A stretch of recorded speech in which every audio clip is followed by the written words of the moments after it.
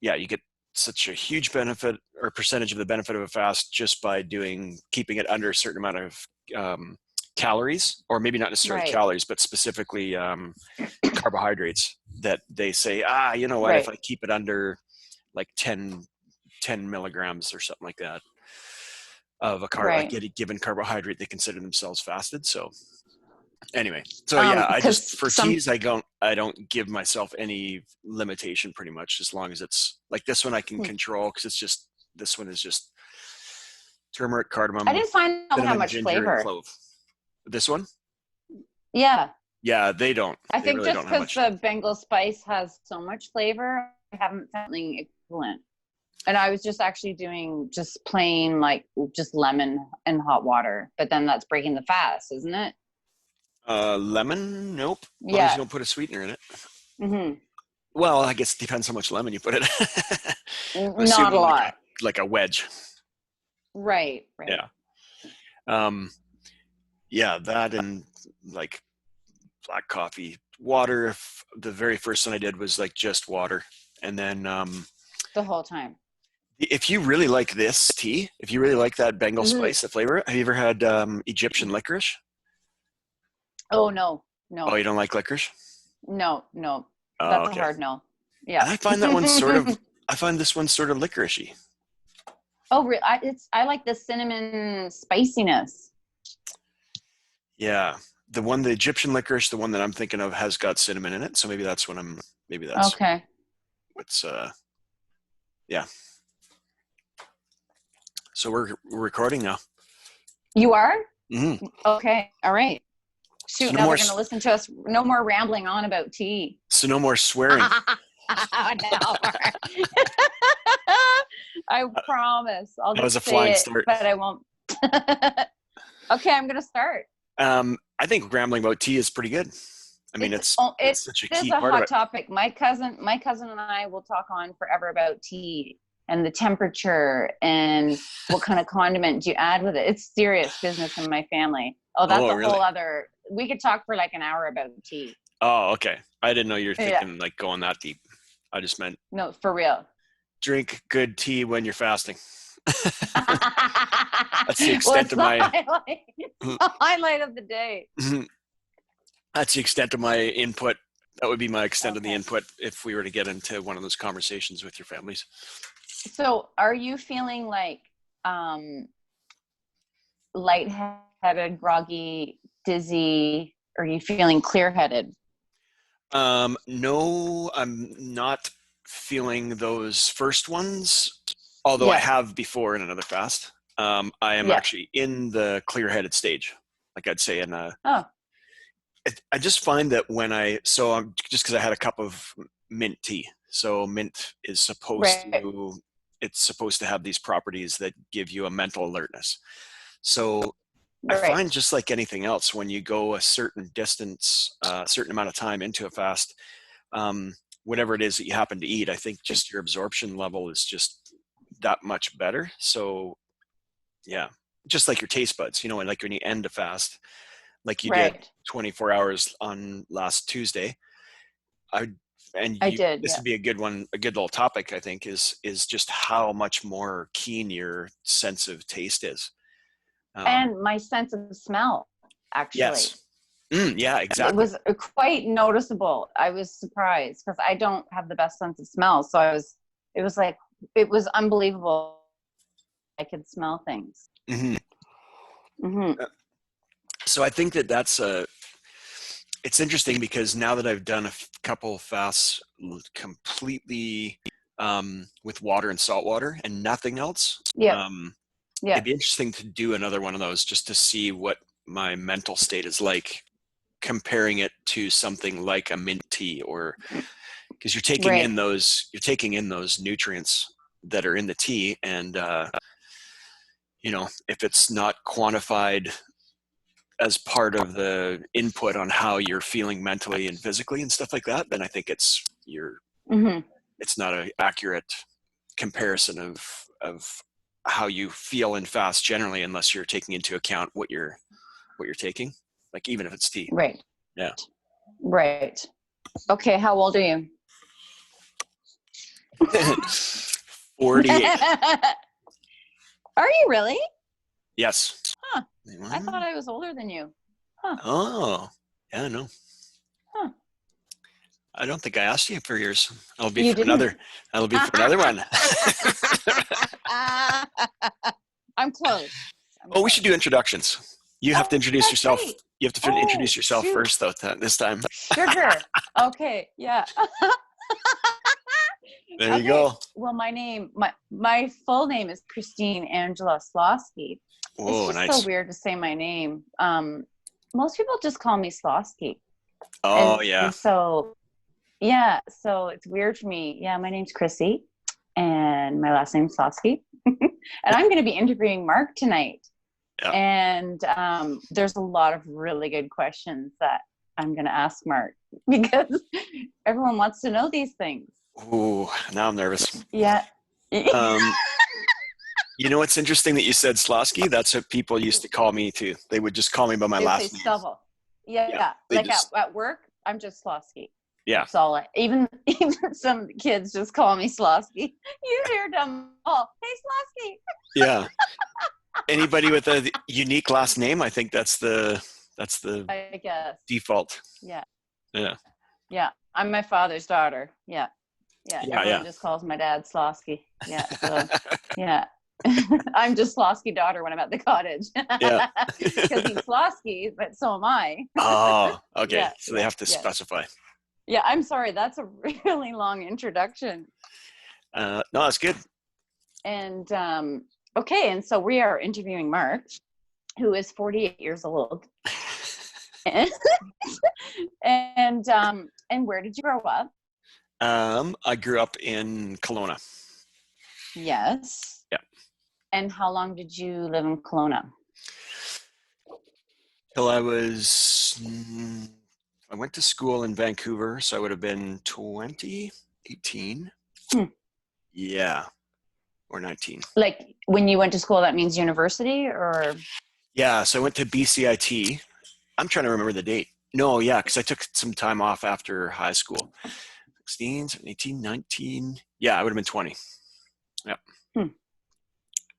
And did you grow up in a household where both your parents were together? Yeah. Yep. You did? Yeah, Siblings? They stayed together the whole time. No, they weren't siblings. Really?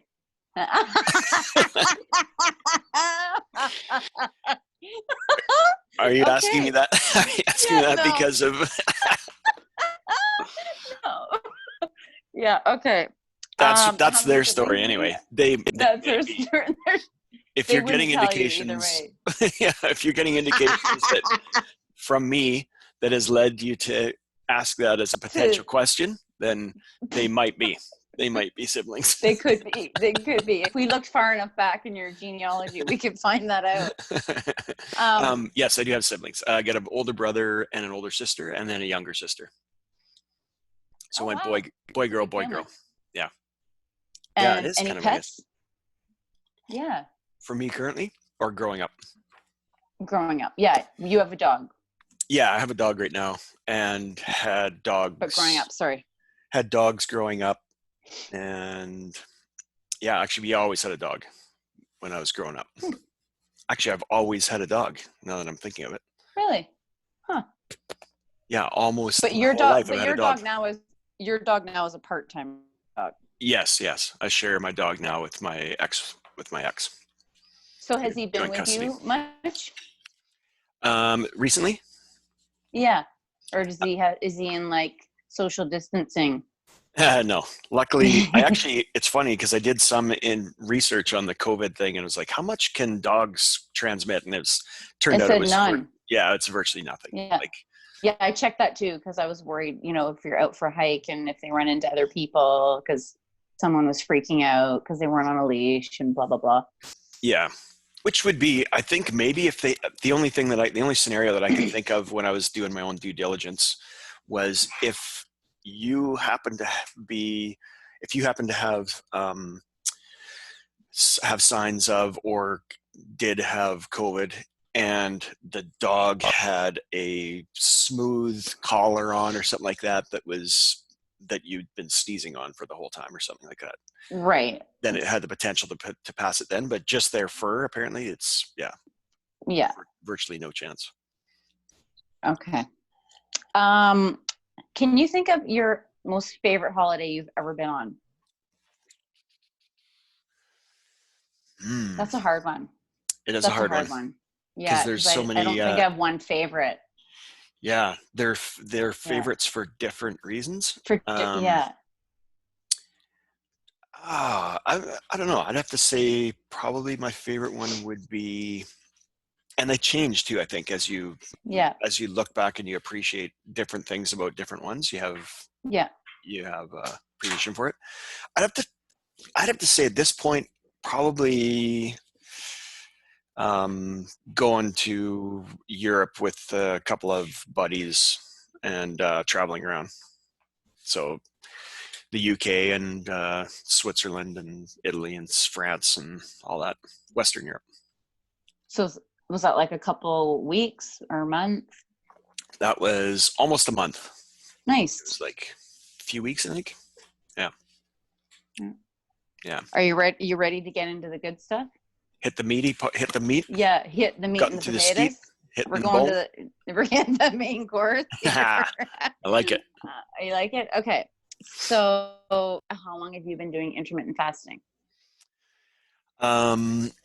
It's legitimately it'll be a little over 2 years, I think. Although having said that, I was just looking back through one of my notebooks from when I started doing nutrition research when I was taking my certification. Went down a bunch of different rabbit holes. So I'd have like a notebook and I'd be like, oh, this is interesting. And I'd write down a note and then research it and then et cetera, et cetera. So I found a notebook from back in like 2013. So like 7 years ago. And I had started looking at it then. And I think I tried a couple fasts way back then, but I wasn't like, I think I just tried it just for an experiment. And then because that's part of my next question is who introduced you to fasting. So would you say that's always sort of been in the back of your mind? Getting my nutrition certification and going down a rabbit hole is what got me to fasting. Huh. Yeah, I guess maybe way back So in the do you in the remember past, like the time? like part of religion. Like I grew up Catholic, so So did I. yeah. Did So you you have your give up first stuff communion? for Lent and all that kind of stuff. So I remember that, but I mean, I don't think I ever really, it's not like I ever participated in like Ramadan or something like that. Did you actually go to church as a family? Yeah. Everybody And you except went my to a dad. Catholic school? Oh yeah. Really? Oh no, I didn't go to a Catholic school except for after school. So you'd go to like Okay. Bible study once a week, that kind of thing. Right. I think they call it Right. catechism. So I'm trying not to get squirreled here. Yeah. What So is the answer your is like about 2 years, like maybe 2 years dependably Yeah. or consistently. Yeah. Okay. Be about 3 this summer. Like have you had other people that you've sort of fasted with or had fasting groups that you've been a part of in this 2-year time frame? Not really in a formal or organized way. Just like through word of mouth. You're like, oh, you doing this? And yeah, I'm doing a 24 or something like that. Oh, okay, I'll do one too, and I'll tack on to the end of yours or something like that with a person or two, but not a formal group or anything. Yeah. Like, did you find that motivating to do it that way? Actually, I think it is. Yeah. Gives you that, even if it's just one or two people and you just happen to mention it, it gives you some accountability.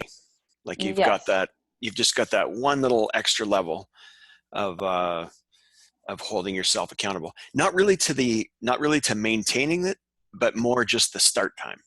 So it's like, okay, I find when I'm doing them by myself, it's easy for me to just postpone it by a day or two or three, based on some kind of weak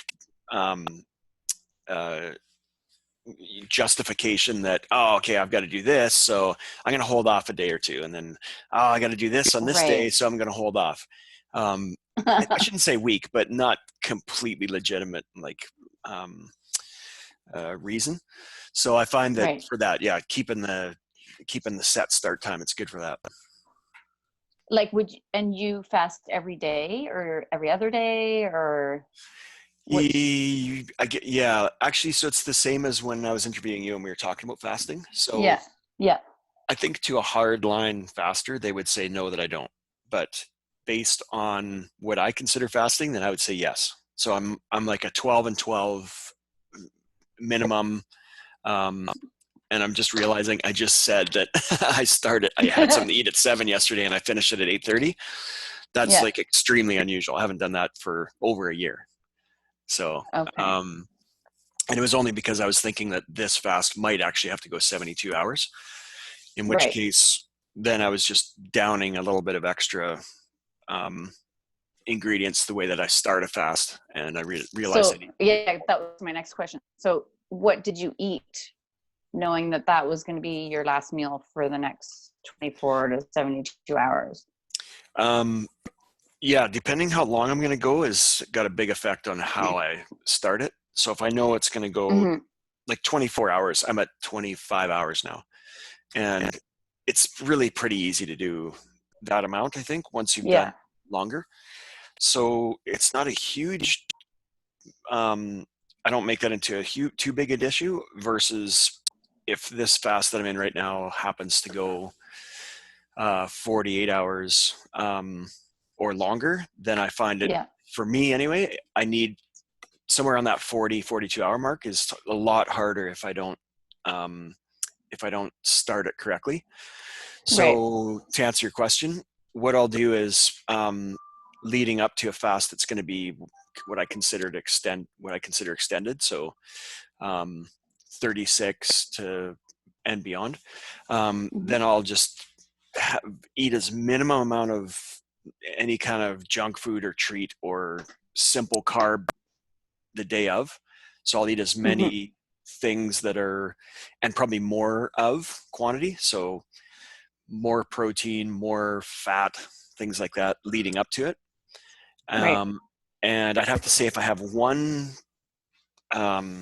ace in the hole or hack, it would be cheese. So Really? yeah, like good. And you said you didn't eat a lot of cheese. No, I don't. Like unless I'm gonna fast, that's pretty much the only time I eat cheese nowadays. Is like if I'm gonna do a fast, Huh. I'll use it as a tool to help me do a fast. Other than that, I really don't eat much of it.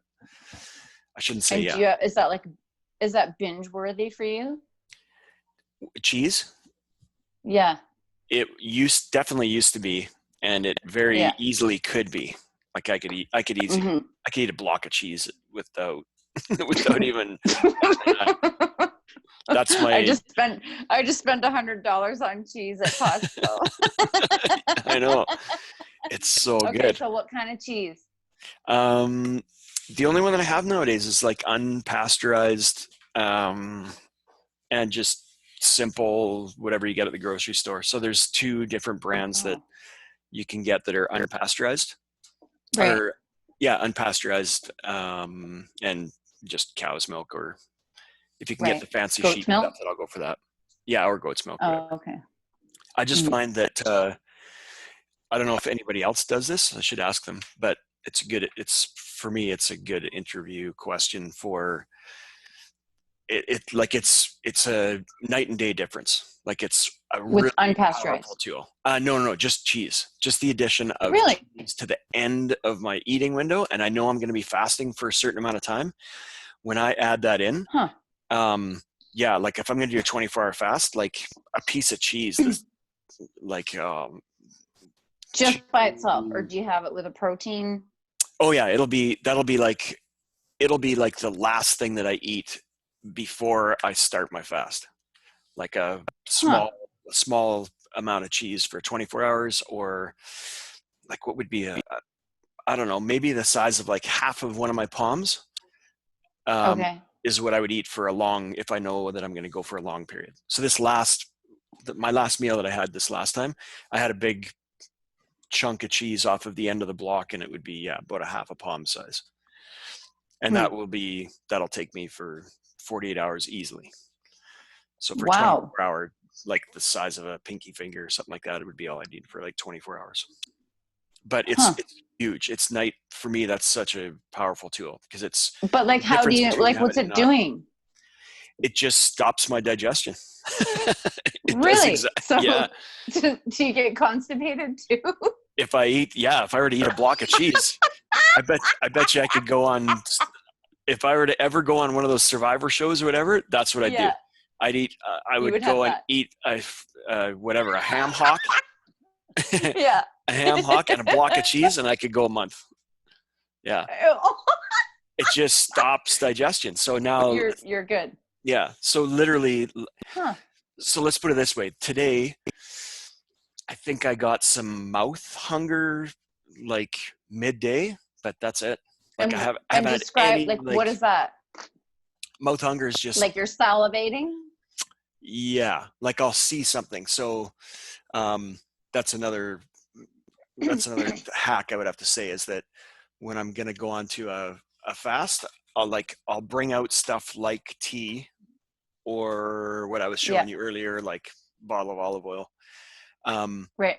And those are the only things I allow myself to see within, or ideally that's the only thing that I see. So my eyes will see that. Versus like my no-no that I saw today that made me feel mouth hungry was just olive oil almonds. Like they're dry roasted in olive oil. And so normally if I were to go on a big fast, I would have this put away. Yeah, and it's an open bag. So I'd have this put away in the cupboard. And it's sitting in your hand. It's right on my desk here. Right. Yeah.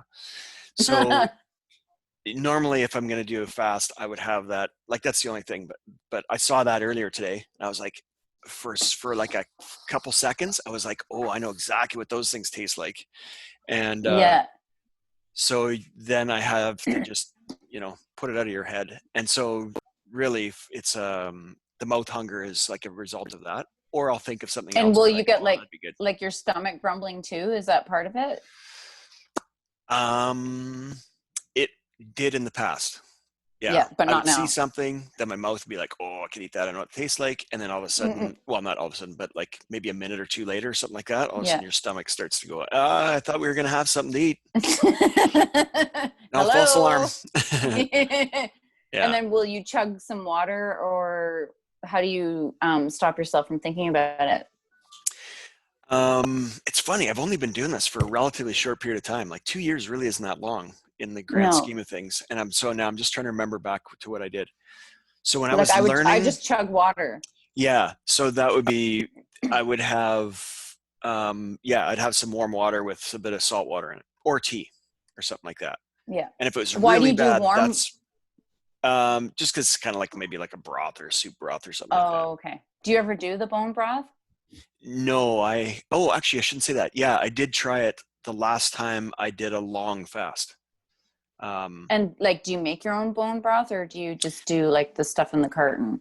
I have made my own bone broth in the past, but I just bought some stuff by Organica. There's a company named Organica. Oh, yeah. And actually there's a lot of people that recommend ending your fast with bone broth.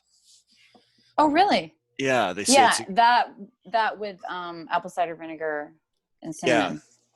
And I think the wisdom there, I don't know whether this is just me injecting my hypothesis. I think the idea there is that you can then have a set measurable amount of whatever it is that you're having. So, I mean, you can, if you have a powdered desiccated bone broth, you can put in 2 tablespoons or something like that. And you know exactly how much, well, ideally, you know how much you're getting in there. So it would give you a good idea of, that type of thing. But I found when I did a longer fast last time and I tried doing the bone broth in there as my instead of tea or in addition to tea or something like that, as your way to help you get through it, I found it was almost way too sustaining. Like it had too much to it, where I'm like, I feel like I'm cheating here. Like I really feel like I haven't done the bone broth. I feel like that's a meal. Yeah. So I haven't done it since then. This time when I end this fast, I'll probably finish it with a bit of bone broth just to try it out. But I don't know. I think the herbal tea, black coffee, just olive oil. Those are the only things that I really allow myself. And Do the you have, olive oil, really, now, the first couple fasts that I did when I added in olive oil and I was just having water, I yeah, used it a fair amount. Like I'd say in a day, I probably had about oh, 5 or 6, maybe 7 tablespoons, like really? throughout. And Or I you shouldn't say throughout the day, chug it. within a 48-hour period.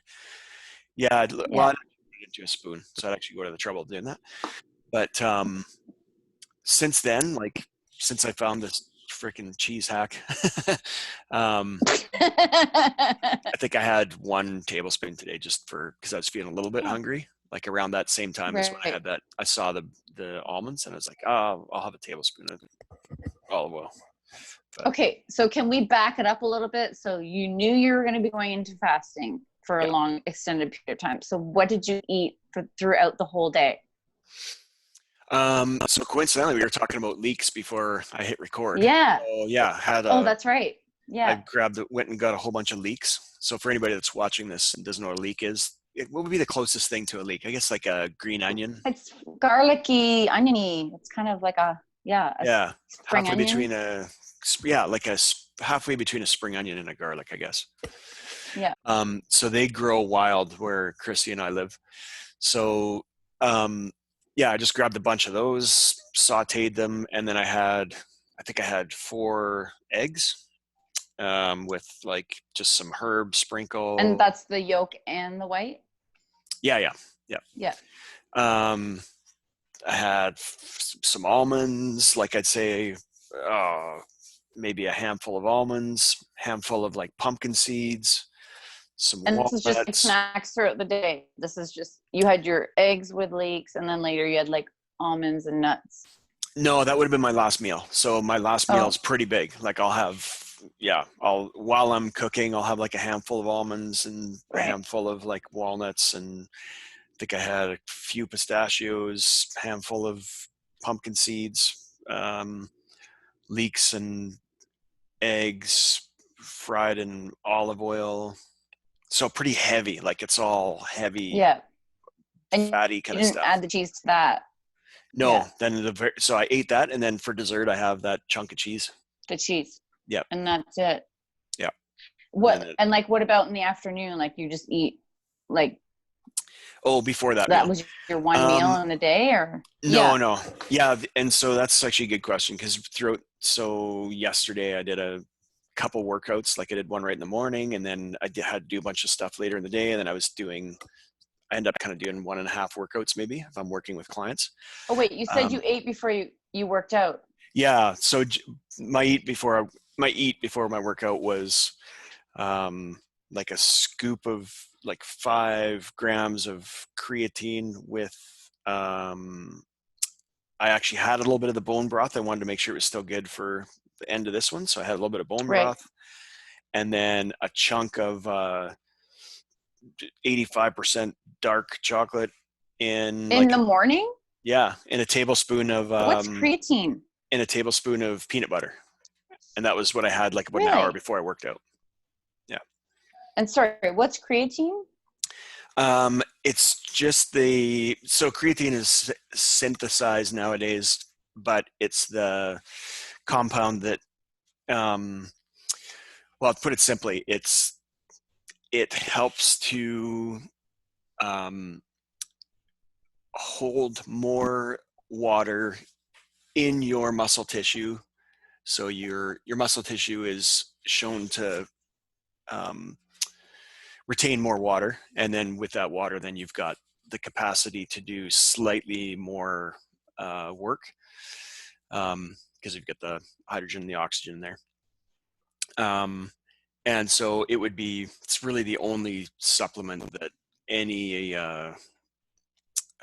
studied, I'm starting to get brain fog here, that any studied um, coach or like any of the people that I've read that talk about it, they're talking about how it's the most widely studied supplement with Hmm. athletic with proven performance gains.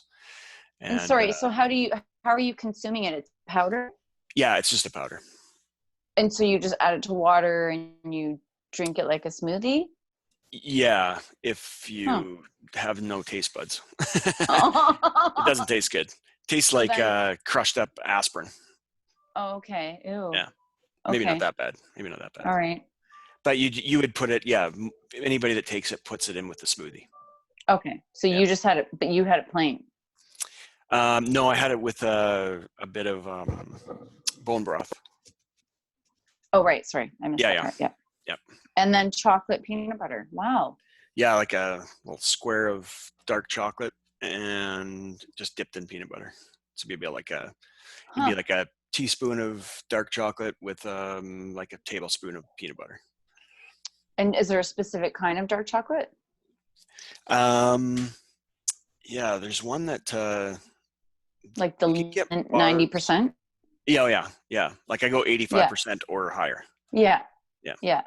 I and like it's the just the cocoa in there. 85. Yeah. The 90 is just a little too strong. 80, I could do 85. The 90 is like, it's just like, yeah. You would need the peanut butter for that, for Yeah, sure. yeah. Get a little bit Yeah. of the sweetness in there. Yeah. Yeah, Okay. So you had that in the morning and then you were yeah, messing around in the day and then you worked out yeah, and then did you eat again? yeah. I usually have to eat workout depending how hard it was. I think if I remember correctly, I had so to get glycogen back to your muscles and to your liver, you need something sweet right after you work out, ideally within the first 30 minutes. So I think I had a few sweet potatoes.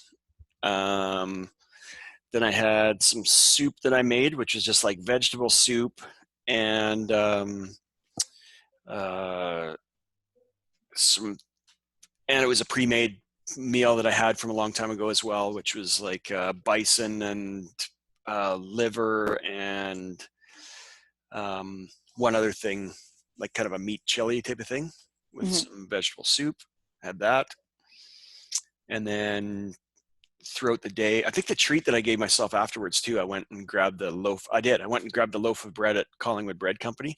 Nice. Yeah, and they've got these scones there. So that was my junk food for the day, I guess you could say.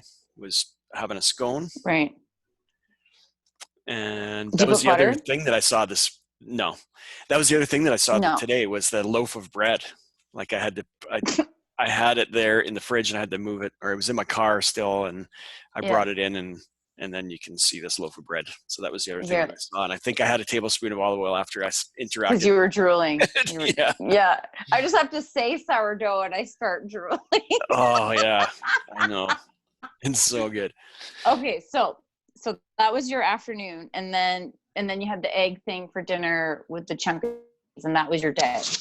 Yeah, and actually that's the reason. So I ended up, I can't remember what ended up happening, but I was working in the afternoon and then my whole day kind of got pushed back.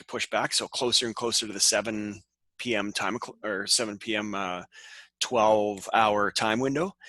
And that's why I didn't end up getting finished eating in like within that 12-hour window. So I knew I was going to be doing the fast. So that's when I was like, okay, well, I'm going to eat and push through my 12-hour window so in the interest of being able Right. to do the fast the next day. So it's kind of actually a good example of a sort of a give and take, not being super regimented, even though I'm just finished saying that I did a 12 Yeah. and 12, like that's my bare minimum for like more than a year probably. But Right. that was a scenario where life got in the way and I had to balance either not eating and then doing a shorter fast or eating, blowing through that back end of my 12-hour window by like an hour and a half, so I could Right. fast and extend the fast. And so when you woke up this morning, you felt fine, Oh yeah, yeah. and I would, you'll just have a coffee. yeah. Like I say that I've been doing a 12 and 12 for more than a year, but really for the last like 6 months, probably I'm probably closer to like a 14 or even a 16 for a fast. Right. So, so not eating breakfast is not a huge deal for me anymore.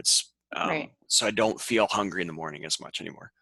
So 12 and 12 is my bare minimum when I'm really active and doing a whole bunch of stuff. And then it's probably more like a 14 or a 16 nowadays.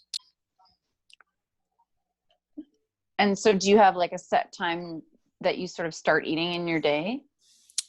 Um, Yeah. So what I'll do Yeah. is, because my days are so different in terms of when they're potentially going to end. So in Hmm. non-COVID times, one of my more extreme days is I'll start early in the morning at work. So as sometimes as early as 6 a.m. But then I'll do jujitsu that starts at 8:30, or sorry, at 8:15, and it goes until 9:30. Hmm. So potentially I'm not able to eat something decent until, quarter to 10 at night. So Right. on those days, on those extreme days where I wake up I'm working at 6 and then not having something to eat until finishing jujitsu at, let's say 10 p.m. is a worst case scenario, or in the summer it's still light out, 9:30ish kind of thing. So Hmm. you're sitting around and talking afterwards, then I don't get to eat until maybe 10:15, 10:30. In those Hmm. instances, on days like that, or a Saturday when I know I'm going to be Right. socializing till late, like midnight, um, what I'll do is, if I know that a day like that is potentially going to come up, I just calculate by that. So the day where I'm going to be, where I know I'm going to not eat, like a late jujitsu night, then what I'll do is I'll just give myself 10. I won't have something to eat until 10:30 in the morning. So that'll give me my 12 Yeah. hour. That'll give me my 12-hour window, and a lot of those times I'll just have something at noon or 1 or something like that. But I'll give myself till 10:30 at night to have something to eat after jujitsu. So I always just sort of calculate backwards from that. Hmm. Do you Yeah. ever notice how you're feeling during those times? Like, are you feeling fatigued? Are you able to perform as well as you would like to? Again, this is another memory bank thing that I have to remember. When I first started it, yeah, it was hard. Um, and what I realized now, looking back on it, it wasn't the physical part that was hard. It was the it was the anxious eating, the mental part Hmm. of it, the habitual part. That's like, Yeah. now coming on, looking at this from the backside of it in hindsight, that that was 90% of it. Yeah. Like, really, and that surprised me. Like, when I was just first starting to do it, I couldn't believe how much I learned, how quickly, about emotional eating versus actual It's physical kind of eating. surprising. Yeah, Yeah, you it really really realize is. how much that is part of your life. Yeah, I'm surprised that you're saying that actually. yeah. It's well, and it, I learned. I was surprised by how much that was initially. Like, I learned that within the first, um, yeah, the first like month. You Yeah. get this huge learning curve where you're like, wow, I'm wanting to eat now. Why do I want to eat? Like, I'm not. Yeah. My stomach doesn't want to eat. My body doesn't want to eat, but my Yeah. brain and everything else does. And so you go. That awareness is really surprising. And I think, Hmm. and then it really tapers off. And what I find now is, you get into, I guess it's like anything in life. I'm starting to notice that I'm just getting into the little nuances now, where Hmm. I'll be doing something really particular, and then all of a sudden I'll feel like, I'm like, oh, I should have something to eat. And then I'm like, wait a second, Yeah. why do I want something to eat? And it's just this very particular, Yeah. uh, I don't know It's what like it a would be, like a trigger. mental, yeah, trigger, mental prompt, whatever it is. And all of a sudden, you're like, So I whoa. wonder, And you get the like chance it. to have the control to sit back and go, okay, hold on. What was that? Like, what was that 10 seconds ago? Yeah. I felt I wanted to eat. What am I doing right now? And you have the ability to Yeah. go, okay, I'm about to do this. Oh, okay. Yeah. I'm about to do something that's kind of nerve wracking, and I'm a little bit anxious, and I'm worried about it. And so my way of Hmm. coping with that is to grab a Lyra bar or something like that. And I think Oh, that's, okay. and that's what I've found for the hardest part for me, is like, justifications of things. So I won't be hungry. Yeah. And so then I'll be worried about something that I'm going to do. And then what I had been doing up until, like, whatever, about a year ago or something like that, I would say, oh, I'm just going to have a Lara bar, and I justify it as though, well, this is good food. Like, I'm about to have some health food, like a Lara bar Right. is whatever it is, like date. I was, Yeah. whenever I Date and would, nut. Yeah, whenever I'd haul them out and show them to somebody, like, oh, these are amazing. Like, it's just dates and almonds, and Isn't sometimes that that's isn't it that for the the day. girl bar? Yeah, I know. Yeah, yeah, it is. It is. It Yeah. totally is. And so I would like haul So that out and go, oh, these things are amazing. So in my head, I would yeah, get this, I would trick myself into this loop thinking, well, huh. this isn't like bad. It's not It's unnecessary not a bag calories of because it's just, Maltesers. yeah, that's right. That's right. It's not a Snickers, not a junk food. But at the end of the day, if you're having it to cope with some other thing, Yeah, and it's unneeded, unnecessary calories, then it's just as bad as having, you might as well have a bag of Maltesers because it might be, yeah. I shouldn't say that, but But it's you would unnecessary fulfill that, calories. right? Yeah. But that was actually one of my big questions. Can you identify a time in your life when you experienced some form of trauma or stress, and what did you do to cope? Did you use food? Did you use drugs? Did you use alcohol? I Um, exercise. there. Oh, yeah. So it's funny actually you mention that because this is part of the nuance that I think I've been learning um, in the last, probably in the last year. Yeah, specifically in the last year, where um, as you learn those big things and you kind of surmount those big hurdles or obstacles first in terms of Hmm. learning, or what I've learned is better understanding of myself, is you get through those bigger hurdles and then you get those more nuanced things. And so and through reading, I mean, I read a lot about Yeah. addiction, and actually this is one of the books that I just realized before we started it, like this was a huge one for me to read. The Secret Language of secret Eating language of Disorders. eating disorders. Yeah, Oh, it's like, okay. it's Huh. specifically about this woman's deal with her daughter who had anorexia, but it talks about anorexia, bulimia, and this concept that she has. But through reading stuff like that, I mean, it's impossible to not also be um, self-reflective and go, oh my God, like I do this, or oh my God, I do that. Like Yeah. with any given book that's got Yes. some of that in there.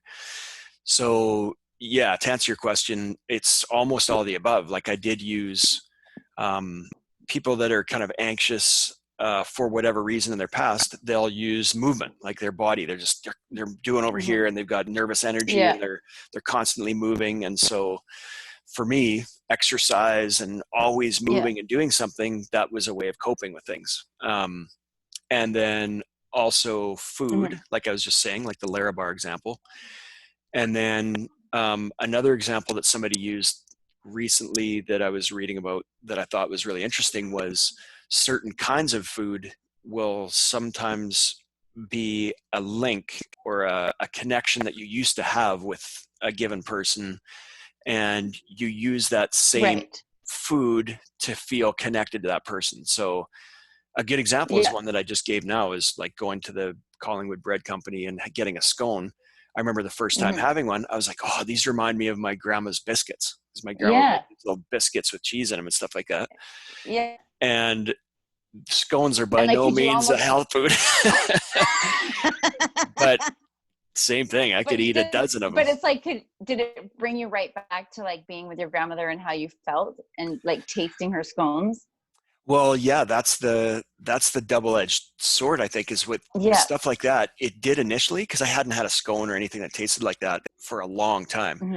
And I think that's the double-edged sword of that, is that initially it did. Like it had that connection. I was like, oh my God, Yeah. this reminds me of grandma. And then all of a sudden but now it's like a habit. So if I go to get a loaf of Yeah. bread, like I'll go get a rye loaf of You bread have because to have it. it's legit. And when I'm there, I'm like, oh, I'm going to get a Yeah. scone because they taste good, and it's almost a habit thing. And then one scone turns into two But when, scones, you know? so is this your binge? This is like binge worthy for you? Yeah. Oh yeah. Like that Yeah. would be, Will you, if I don't let myself rein it in. If I'm being unconscious about it, then I could easily binge on it. I've got to earn like, it. would you Now I've go got to in? earn it.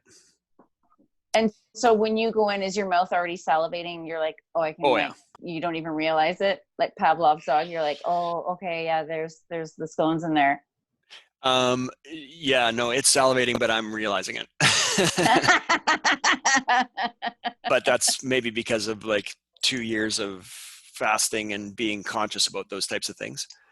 But Right. actually, and so another really good example of this, and I'll do this, I'm going to make this one quick, because I think I made my point on it. But when I went to the Collingwood Farmers Market, in the winter has got a lot more of the non-perishable things, and things start to run out. And so people start Right. baking things. And one of the Yeah. things that I hadn't had since I was a kid was poppy seed, I guess, rolls or whatever they be. It'd be like a poppy seed, not a scone. I don't know what you call like them. a Cinnabon? Yeah. It's in a roll that's pretty Okay. dense pastry, but it's got poppy seed in it and like cinnamon Okay. and probably a whack of Okay. brown sugar or whatever.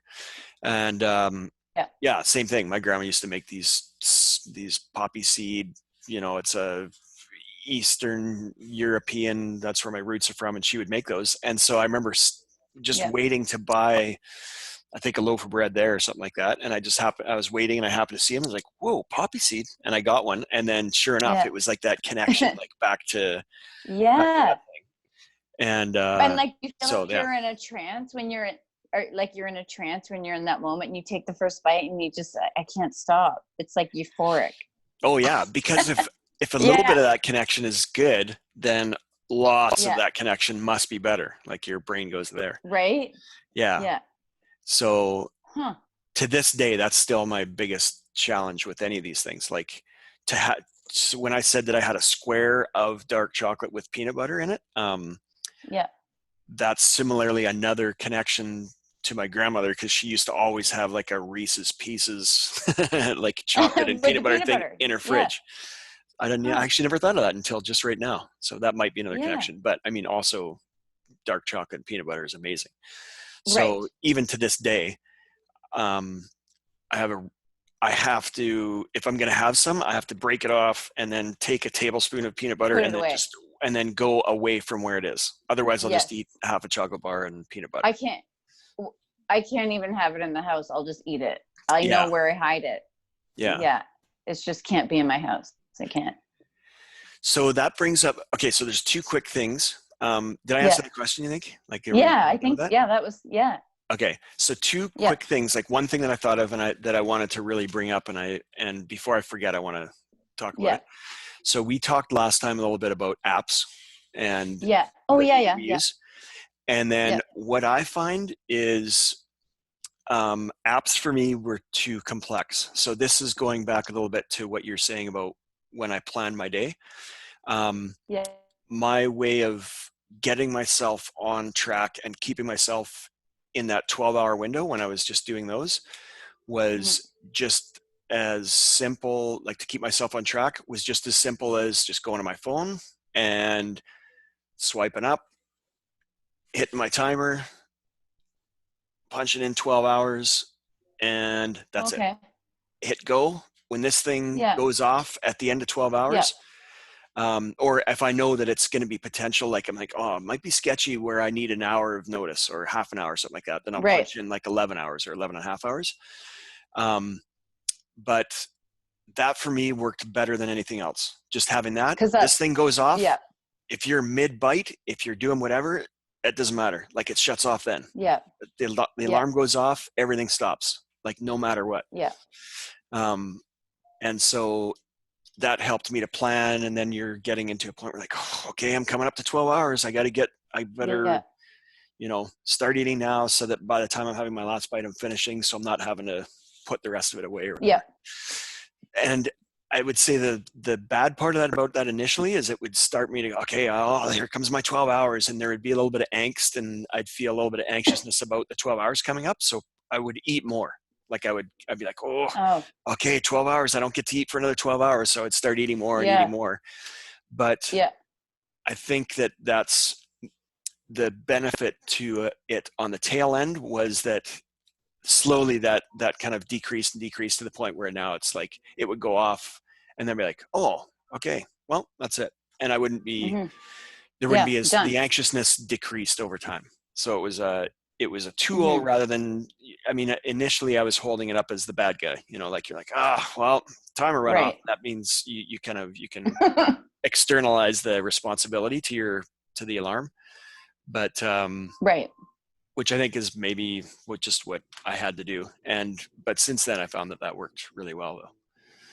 So Yeah, I like to see the time. That's what I like about my app too. It's the timer. yeah. Yeah. It gives you a window and a picture of it. And Yeah. I think it's maybe just another level of control, or maybe for me, it was like taking one thing off the plate where you don't have to control that thing, or you don't have to worry about it as much, Yeah. and accountability. It's like your own accountability buddy. It's, Like I just found that yeah. the best. Yeah. I'm accountable to the clock. Yeah.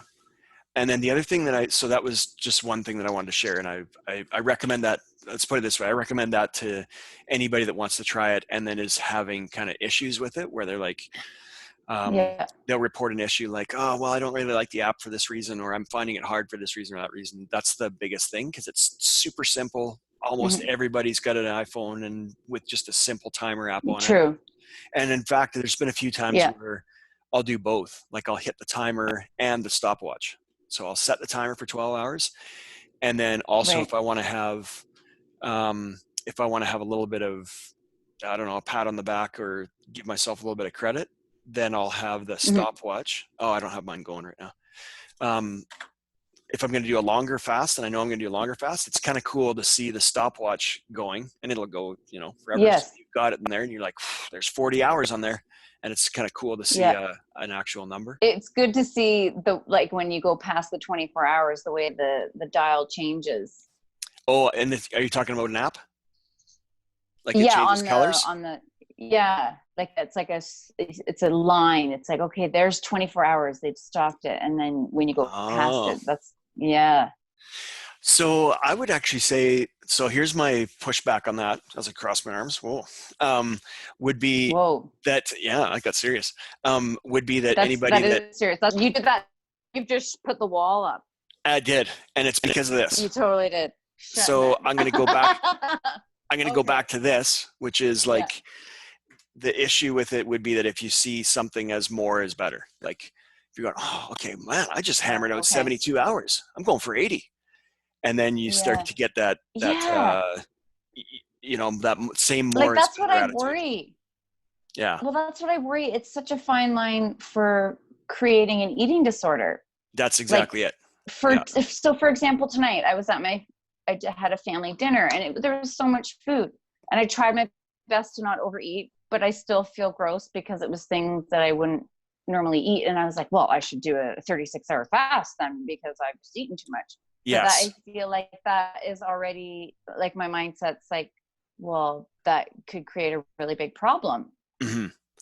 And I think the biggest problem with that is that you could push, or I shouldn't say that, I have experienced it firsthand where I've done exactly that, where I'm like, okay, well, I just did this. I'm going to go through and I can't remember how long that was. I think that was, it was the timing coming up. Actually it was Thanksgiving. So I remember the exact time. So it was Thanksgiving and I just ate a whole bunch of food, and just cause I was over to friends and everything was amazing. And so, I just ate way too much. And I was just like, what would you eat? Oh, I ate everything. The stuffing, you had the gravy, you had I had everything. The pie, you had everything. Okay. So you allow yourself to do that. Okay. Yeah. But I think you need to do that too. I would allow myself to do that on a day where I think, so I don't know, going back to it, I'm just remembering, like, if I know I'm going to be going out and I'm going to be indulging, then I'll work pretty hard the morning of. So that day, I'll the kind of a bare minimum, I'll have a big hard workout, or I'll do a bunch of whatever. I got to do a bunch of work. So kind of in my own defense, I would have done something like that, but still I ate way more than I needed to eat. And I remember not feeling good, and I was like, and then, so that was, I think I had my last bite at like, I don't know, 10 or 11 at night or something like that. And I'm like, oh, well, I don't know, this is a good jumping off point. I got a ton of food in me. I'll just do a fast. So I'm like, and I think it just happened to work out that I didn't have anything going on a Monday for some reason. Like I didn't have jujitsu I didn't have jujitsu or something like that. And so I had this big block of time after Thanksgiving. And I was like, oh, well, I'll just go right till Wednesday morning. I'll just do the big one. Wow. So, so I ate Saturday night, and then easily went through to, or actually that wasn't easy. It was a harder one because I just ate just everything. So Yeah. carbs and junk food and all that kind of stuff. So I think that was a Yeah. hard one up to 24 hours. And then, so into Sunday, and then Monday, I got through into Monday, and then, so that was 48 hours. And then I was starting into the next day, and I was shooting for, I was going to do like a 72 on a Tuesday. And anyway, long story short, I kept pushing through and pushing through, and I wasn't feeling good on the Tuesday midday. Yeah. And so finally I was like, and I think I was doing water as well, just water with salt Yeah. water. You And didn't do the olive oil trick? yeah, I was doing that as Yeah. well, and it still wasn't Yeah. working. So So what whatever was was going your, on, I wasn't feeling good and stuff like that. And I was just like, I like, could sorry, wait, probably just keep, stop. yeah. So your symptoms were like nausea? Were you feeling bloated? Were you Um, gassy? Were you going to let's the see. bathroom? Oh Was yeah. your quality of stool normal? No, You're like, it was gong show for all that stuff yeah, because of just the eat whatever I wanted on Thanksgiving. right. So it wasn't like a controlled one like I am right now. Like I wouldn't have been even close. Like I think, um, yeah, I think I would have gone to the bathroom the next day, probably electrolytes and dehydrated from, Yeah. from Gravy, just wine. trying to, yeah, just my body just trying to correct all the gong show that it went through the day before. And Right. and then pushing into that extended part, I was like, well, okay, I'm just going to keep going. I'll do my Wednesday morning normal routine where I do something really heavy on a Wednesday and then eat after that. Yeah. And I got to that point where I was like, I had set my stopwatch, everything. And so I was in that actual scenario, Yeah. that dangerous scenario where I was like, I'm just going to keep going through. And I had had already gone to the bathroom the next day, and like headache and not feeling good. And then the other part of it too that was really surprising, I'm just going to take down a note before I forget, was, and I've experienced this before with the first ones that I didn't prepare for very well, was, the very deep emotional parts of it, where it gets to the point where your brain is, where I shouldn't say yours, I got to the point where that I had read about before, where it's just like, you're killing us. Like you get these weird ghost voices where it's just like, Yeah. if you keep going you're going to die, and it gets very emotional, Oh, like where you get, yeah. I don't know if it's the ego or whatever it is, or survival, whatever name you want to put on it.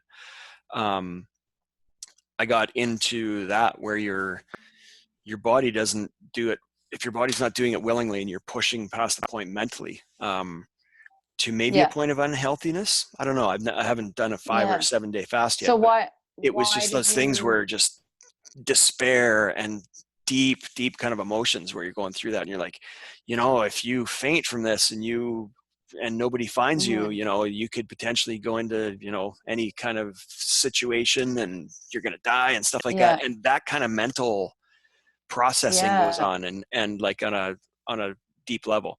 And so But I would you could have say pushed through, also, but but were I you don't think it would also have been good then.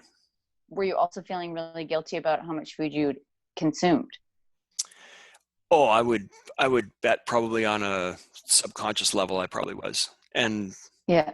And even, yeah, actually even on a conscious level, I can think back to it. It's kind of good that it's a recent, if it's a recent, that it's a recent example. And yeah, it would have been like, I ate so much food. I need to do a fast just Hmm. to level things out, just to even it. Right. And so that's a good observation, because that's a very fine line, psychologically speaking, where if you've overextended yourself in a scenario like a Thanksgiving dinner, then Hmm. you've been a bad boy or a bad girl, or you're Right. naughty, or you deserve punishment or something like that, which Yeah. is the key to any kind of the start of an eating disorder, in adolescence and stuff like that. It's just that constant internal struggle where a lot Hmm. of the time that negative self-talk or the negative internal voice gets an upper hand at some point, and then it's just gets this runaway power, and then you're constantly having this internal struggle and fighting it. Yeah. um, so it could be maybe I got some kind of a taste of that. um, however very small. I don't want to downplay anorexia or No. bulimia in any way by me saying that. Yeah. But it's a good, I think it's a good highlight to a point that you, as you get more experience with them, you start to have goals with them. So Mm-hmm. you get to understand, okay, well, if I do a 24-hour fast once a month for this reason, then you've got, you're using it Yes. as a tool as opposed Yeah. to, yeah, or it's a proactive tool as opposed to, you're being proactive as opposed to being reactionary, I guess. Right. Yeah. Like, would you say that in your understanding of fasting, like I hear so many different opinions, but some people are saying if you're over 40, you shouldn't be fasting every day. Do you find more benefit to doing a longer fast, maybe saying every other day and not fasting on the off days? Um, that's a hard one because it, so of all the stuff I've read and putting myself into um, a fairly strict adherence to doing my due diligence before I recommend this to anybody else, just like anything else. Mm-hmm. Try to do, Yeah. I kind of have a goal of expecting myself to do something before I ask anybody else to do it. Right. So in trying to expose myself to as much information as possible,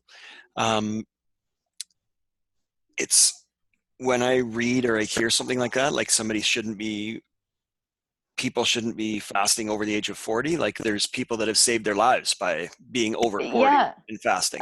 Yeah. So, I mean, I guess you can always find a point counterpoint, but it kind of goes back, and that doesn't kind of, it goes back for me anyway to um, where it always seems to go back to, and that's that everybody's individual. And I heard one analogy like that. It's like everybody's different on the outside, and they're just as much different on the inside and their own internal needs than they are on the outside. So that goes with Mm-hmm. nutrition and digestion. So um, it's a, if somebody is over 40 and they have got some kind of diagnosed pathology and they're not monitoring it and they maybe have some underlying mental health conditions or something like that, then yeah, that's an obvious example of somebody that shouldn't be fasting every day because it might get away from them, like the Right. example that I used, versus the other person that has struggled with keeping themselves accountable to anything, and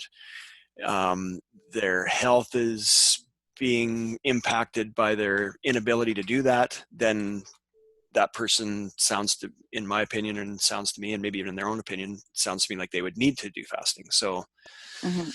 yeah, and I think that's why when we were talking about why starting out this group, it wasn't a hard line. We're not recommending anything to anybody or saying people should do this or this person should do that. It's this is my experience, and these are the things that I found were hard or Or negative, helpful. and then these are the Mm-hmm. parts that helped me out. Yeah. And so, yeah, so your stopwatch example is a good example of that, where I know that if I were to maybe have less life experience and was as goal oriented and hard on myself as I was when I was younger, it might not be a good thing for me at that point in my life versus now, where now it feels like Mm-hmm. it's a foundational thing that gives me some solidity to kind of push off of and take control over something that I didn't realize I didn't have control over. Yeah. So using eating as a crutch and not realizing it. It's the whole emotional part. I never realized how deep rooted it really truly is. Yeah. Oh, for sure. Yeah. And it's I think the hard thing too, that if somebody were to look at me or somebody else that's very active and stuff like that from the outside, you'd say, well, that Mm-hmm. person doesn't have an eating issue, or they don't have health issues from overeating. And that's the issue with that, is that you can get, you know, um, what they've just started to understand is you're skinny obese. So Yes. you don't have fat around your extremities, you have it around your organs. and which is the worst kind. And I'm almost positive that that was the scenario before, just based on the fact that now I have so much more awareness of the way my organs feel and the way that they function now that I've got some control on eating it, versus before where I was just like not able to draw a line from overeating to what it was. Yeah. So I think my body was dealing with it, but it was not even close to being in an ideal scenario. I was able to burn some of it off, but even, that only lasts so long. Yeah. It's a good reason why there's, a lot of cardiovascular issues with triathletes and endurance athletes and things like that. A lot of them will have cardiovascular problems, and you would think, looking at from the outside, that person's going to be in amazing shape. And then they're doing a triathlon, they're 45, 50 years old, and they just, boom, they keel over, massive heart attack. So yeah, different kinds of obesity is a way of saying that, I guess.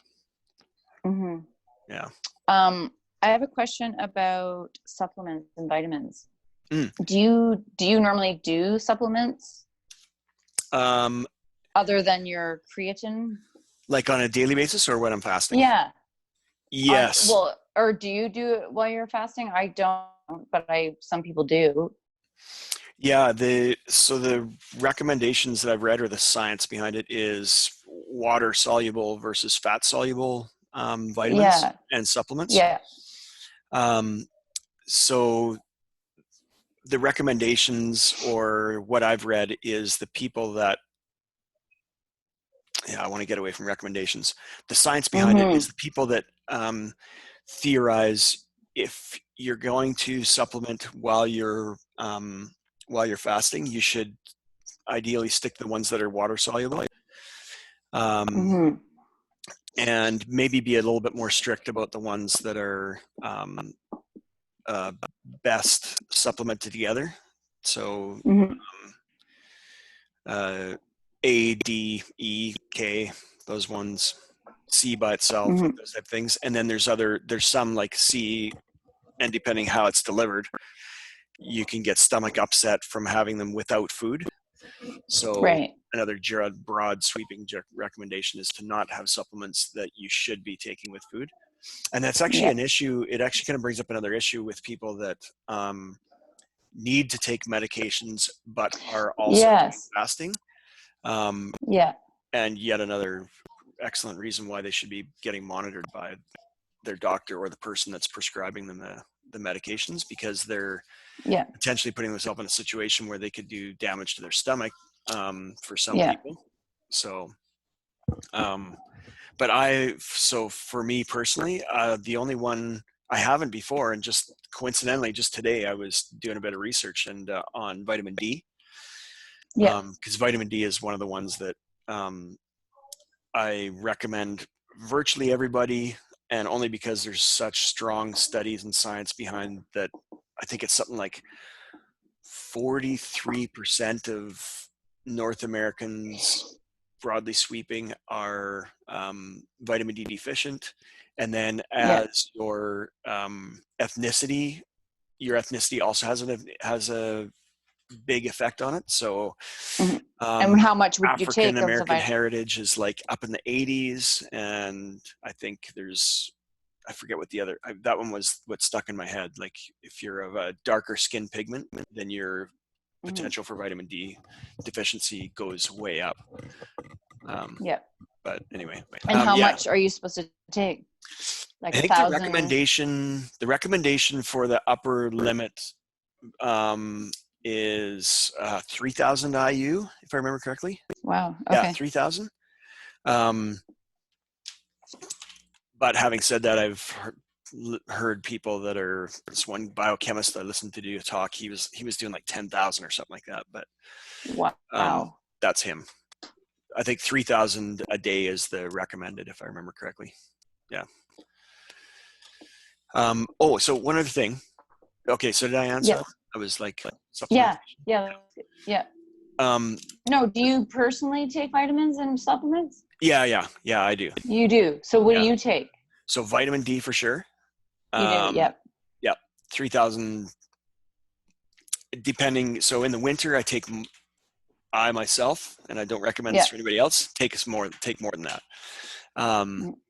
In the winter, and then in the summer, if I get a decent amount of sun, I don't bother. Like I don't bother taking vitamin D in the summer. But actually, so whatever, the last couple of weeks when it was sunny and I was able to eat outside and stuff like that, shirt off, decent sun on my legs and torso, then even on those days when the sun is a little bit weaker, maybe I'll take 1,000 or a couple thousand or something like that. And then I didn't take a vitamin for the longest time because I had heard such a strong counterpoint against it. And then, because I used to a long time ago, and then I heard such a strong counterpoint against it by a few different people, but they were kind of in the minority, but they had some legitimate credentials behind them, doctors and PhDs in their fields. And then I just got enough of, I think over time, what I've found is sources that I go to slowly distill down into 2 or 3 or 4 or 5 that you learn to trust. And one of the, or no, more than one, I think 3 out of the 5 that I've distilled down to, I think is how I ended up doing the math, was that 3 out of the 5 were strong proponents for a multivitamin. And so then I've recently started doing it, but not religiously by any means. It's more like oh, okay, I've got it here. So, but probably once, it would work out to 20 out of 30 days a month, I'll take a multivitamin. And so will you do your multivitamin while you're fasting, or you wait until you have that with food? No, I haven't been. Today was the first day I tried just taking a bit of vitamin D, but that's in a tincture form. So it's in an oil base and it's not sweetened. Yeah. So I tried it today just to see if I could feel anything, but I didn't. So I probably won't going forward in the future. I'll probably just stick to just salt water and tea. Yeah. Yeah. So one thing, kind of getting back to that mental health thing. Yes. And this is more an opinion thing, and maybe even like kind of a talking point or a thinking point for anybody that happens to be watching this in the future or right now. Well, they wouldn't be able to watch it right now. It's not live. Well, I am. This is recorded. Yeah. So one thing that I found really interesting, and we were talking, what twigged my thought of it was your example of not bringing it into the house. Yeah. So your example of chocolate. So you said that you don't even allow it into your house. No.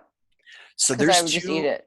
Yeah. So there's, have you heard of Gabor Mate? No. Okay. I know where the book is. I'm going to grab it here really quick. Oh my gosh. And I'm going to Google it while you're doing that.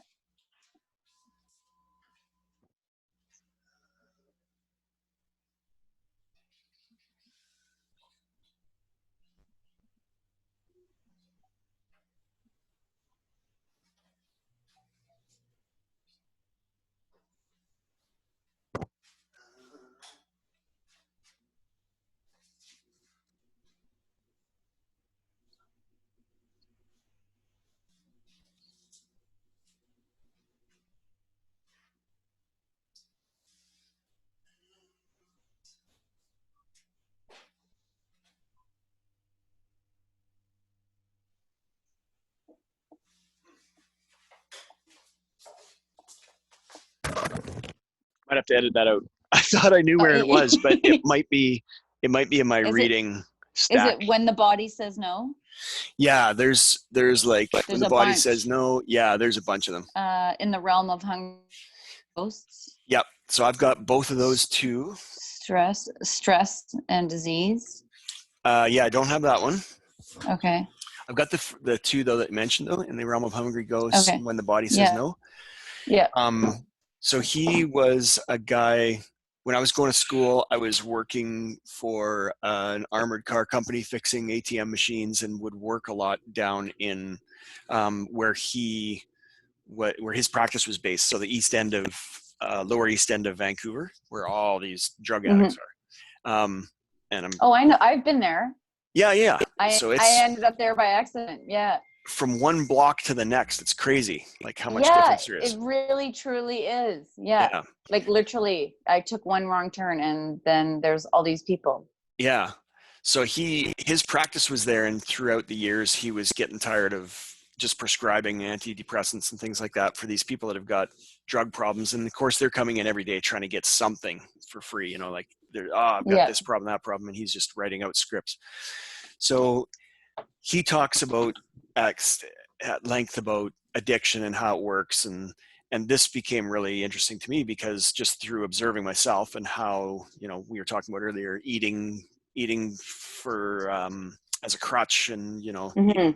emotional eating, it's exactly the same thing. I mean, like, food is a drug and affects your body exactly the same way alcohol or tobacco Yeah. or any kind of amphetamine does. I find even if I go into the kitchen, I'll just start salivating. I haven't Yes. even seen anything, but because I just went grocery shopping, there's actually food in the house now.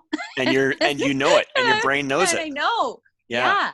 It's got a mental Yeah. inventory in the back there, and it's going, oh, all Yeah. that stuff is good stuff. It Um, is. and so, I mean, it's a legitimate addiction. Like when you really drill Yeah. down to it and you really hold your own feet to the fire, it's a legitimate Yeah. addiction. Um, Well, and the you can problem is really that, see the family part of it, the addiction, like yeah, having dinner at my family. You could really, I was really, really aware of just how many times we eat, yeah. like in a short amount of time. It's the whole time. And so as part of that, you find that it's just like you're sitting around a table, maybe even playing cards, something Yeah. like that. And it's, Yeah. if you've got carrot sticks and celery sticks on the table, those will get Yeah. eaten. Yeah. Or if you've got Yeah. Triscuits and cheese dip on the table, that'll get eaten. That it was But just Triscuits and cheese. just this, Yeah. like without thinking. Yes. Yeah. Yeah. Yeah. So that, And then the tea comes out. That's where the tea is a big thing in my family. mm-hmm.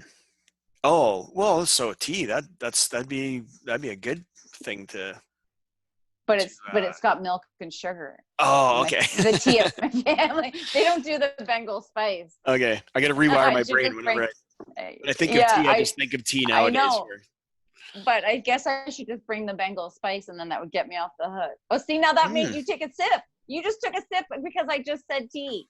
Yeah, maybe. Actually, my mouth was dry because I was like Because you're yammering. talking. Yeah, I realized my mouth was getting, my throat was getting dry.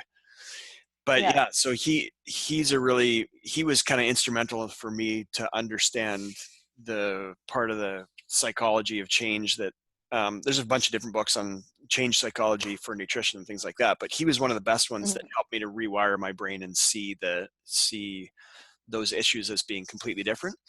But one really interesting thing that I found going down that addiction rabbit hole was listening to different experts on going completely cold turkey, so you just cut something out completely. And that's what sparked my memory of that was you talking about that, not bringing it into the house at all.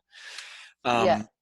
And it was also a program where they have people that are alcoholics, and they have this clinic where what they'll do is they're able to come into these addiction clinics or alcoholic and complete context, not too important. But what they would do is it's cheaper for the health unit to provide these people with a set amount of alcohol. I think it's between 4 and 6 ounces. I mean, it's a different amount for everybody based on their body size and things like that. But they literally have these kegs of beer there. They get a cup of beer and they give the person a beer, and they're allowed to have one of these every hour, I think it is, if I remember correctly. Wow. And with the idea of just instead of just completely trying to get them to not have the alcohol at all, they're like, okay, some set quantity at the end of the month is dramatically less and in a much more controlled fashion than it is if the person is off it for 3 days and they go on a binge, and they're off it for a week and then they binge again. So well, that was why they didn't close the liquor stores during COVID. For that same reason. What? Really? Yes. I did not know Yes. that. That's fascinating. Yes. I know. That's why it stayed open. Whoa, I would never even guess that. Can you imagine all those people that have a problem with alcohol and they no longer allowed you to get it? Yeah, I did not even think about that. That makes so Yes. much sense, though. And Yeah, now all these people drinking more alcohol. yeah. Oh man. And the reason for me bringing up that up is that I was watching this show. Russell Brand, the comedian, Yeah. got Yeah. long hair. So he used Yeah. to be I can't remember his meth or crack or cocaine or maybe heroin. I think it's heroin. Okay. Mm-hmm. Anyway, he was a hard drug addict when he was younger, and he's a big proponent of not giving people of just from his experience, he Do a had to cold. cut it out completely. Cold turkey. Yeah. Don't even look at it. Don't even be close to it. Yeah. And then in a short period of time, I watched another show that, and this all relates to eating and fasting.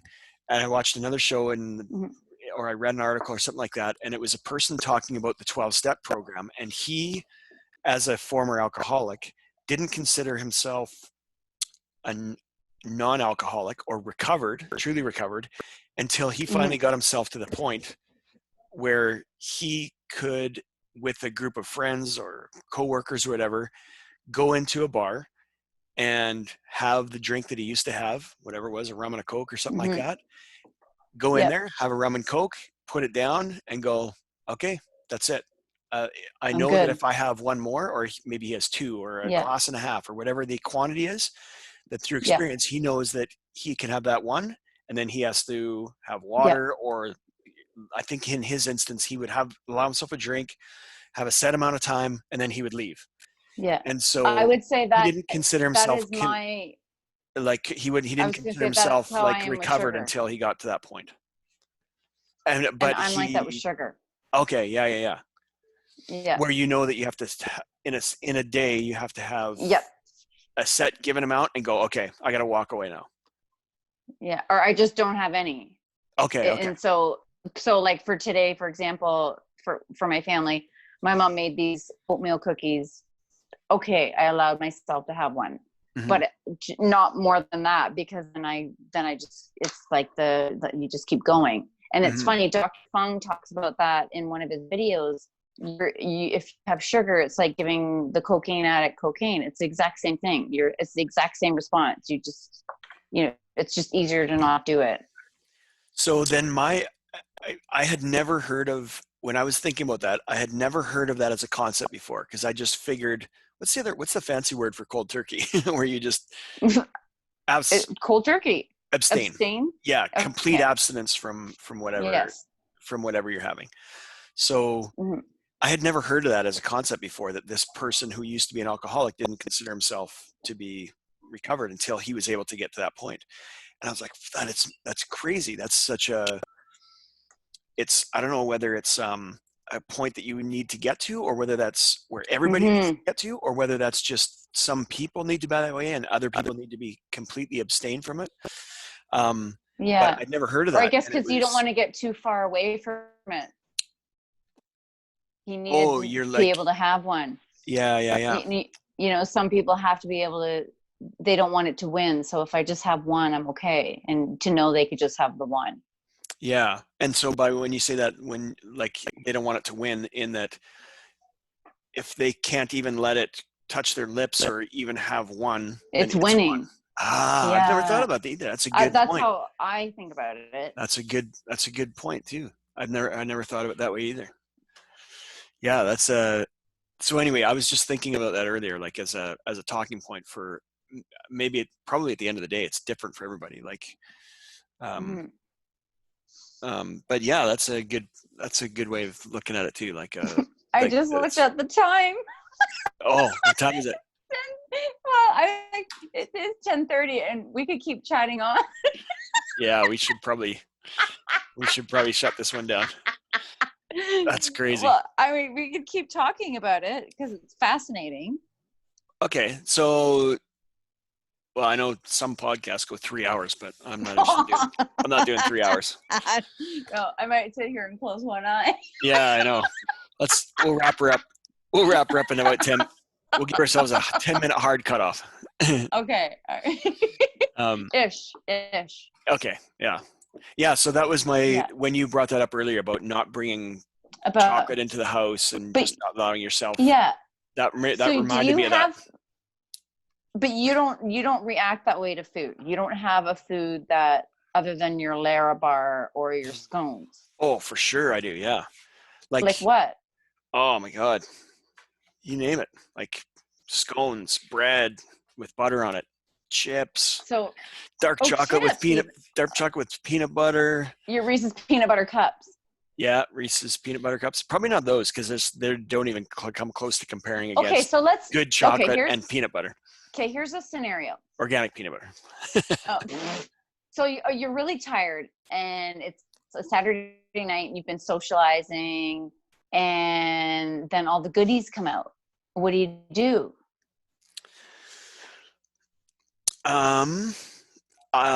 In the early days, I would fold Yeah. and I'd eat it. Yes, you would. Whereas nowadays, I know how. Okay, so let's put it this way: I know how bad I would feel, but Okay.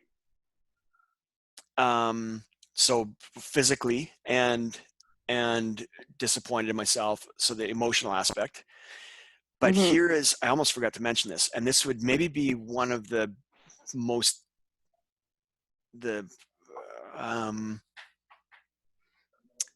this would be probably the most powerful grounding point or source of grounding or strength that I draw from this, is that through this process of doing it and getting to a point where I'm now at,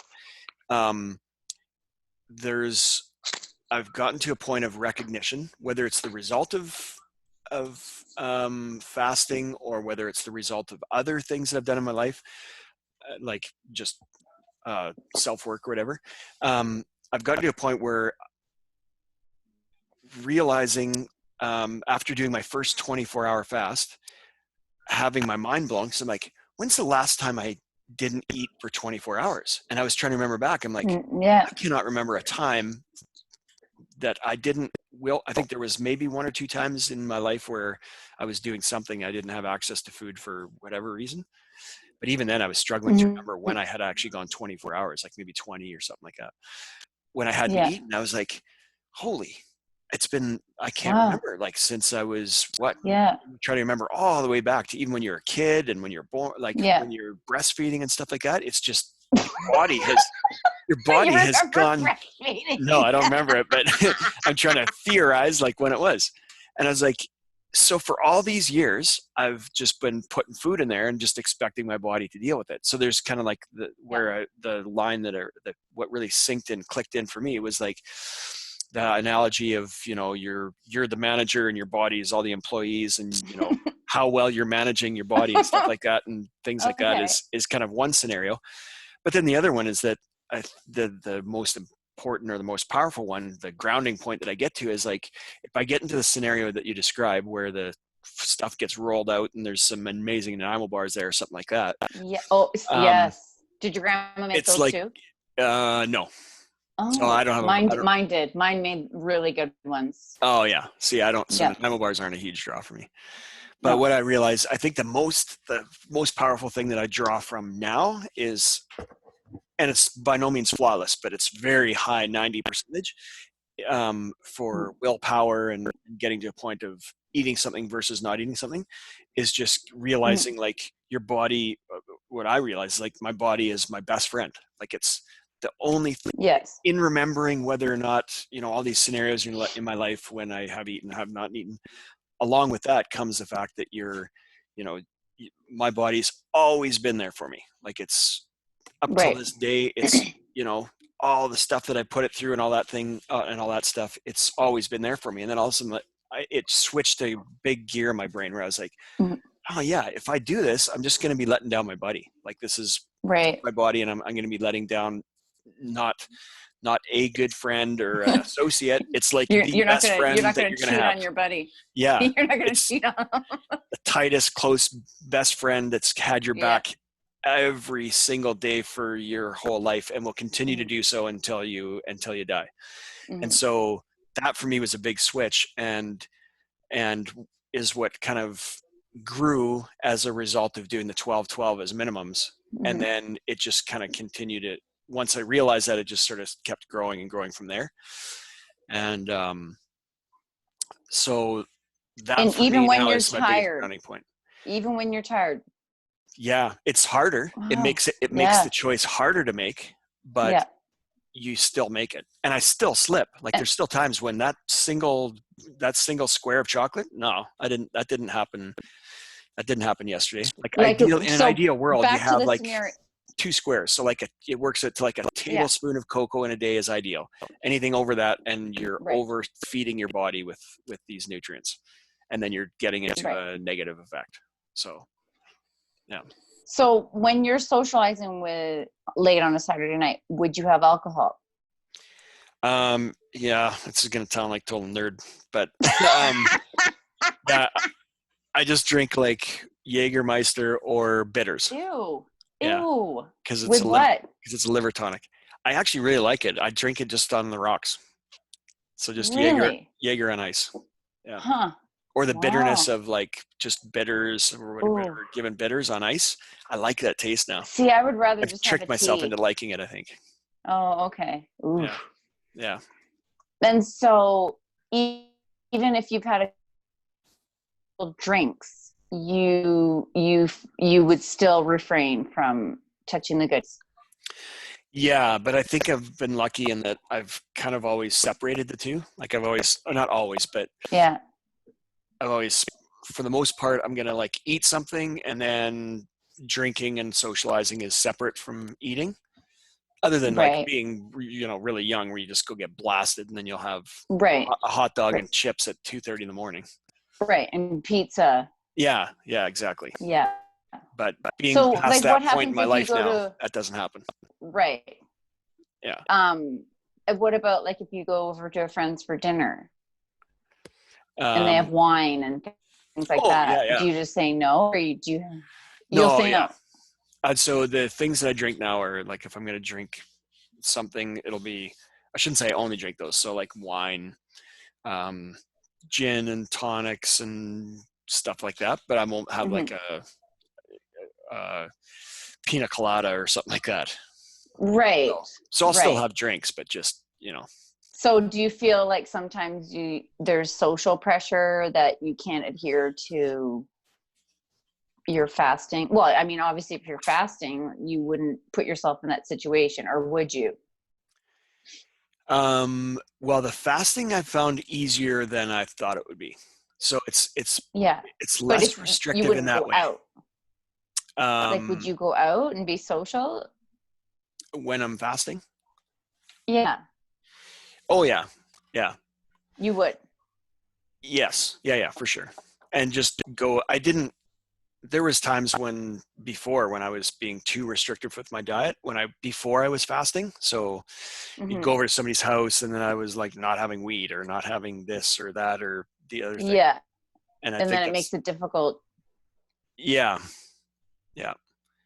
So I'll still, so alcohol is included in that 12-hour window. So if on a Saturday, I know I'm going over to somebody's place, then, and I know that we're potentially going to be hanging out and socializing and drinking until like 2 or 3 in the morning, then I don't get to eat until 2 or 3 p.m. that day then.